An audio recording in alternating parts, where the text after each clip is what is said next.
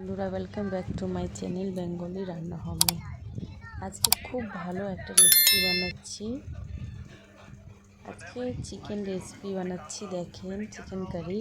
এই যে আমি আলুটা নিয়ে কড়াইটাতে তেল দিয়ে গরম করে নিচ্ছি। এই আলুগুলোরে ফ্রাই করবো। এই দেখেন, আমি মশলাটা তৈরি করে এখানে পেঁয়াজ কেটে টমেটো কেটে রেখে দিয়েছি।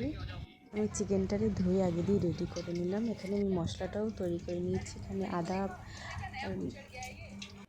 আমি আদা, লঙ্কা, রসুন পেস্ট করে রেখে নিয়েছি। এই যে আলুটা আমি ফ্রাই করে নিচ্ছি। এই যে আমি আলুটারে ভালো করে ফ্রাই করে নিচ্ছি, দুই দিকে ব্রাউন কালার করে নেব। দেখলাম ওই তেলের মধ্যে আমি দিলাম এখানে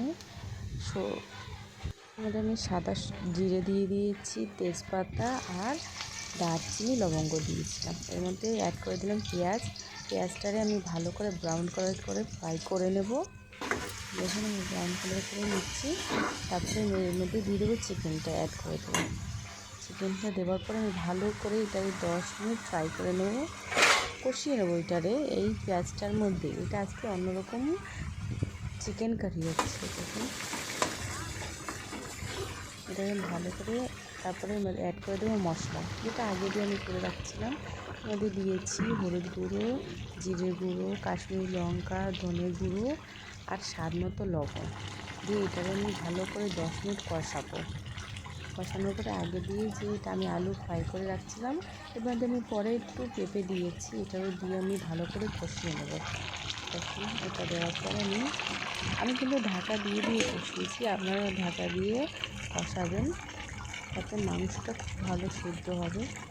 এটা দিয়ে আমি কষিয়ে নিয়েছি। আপনাদের অবশ্যই স্বাদ মতো লবণ দিয়ে নেবেন।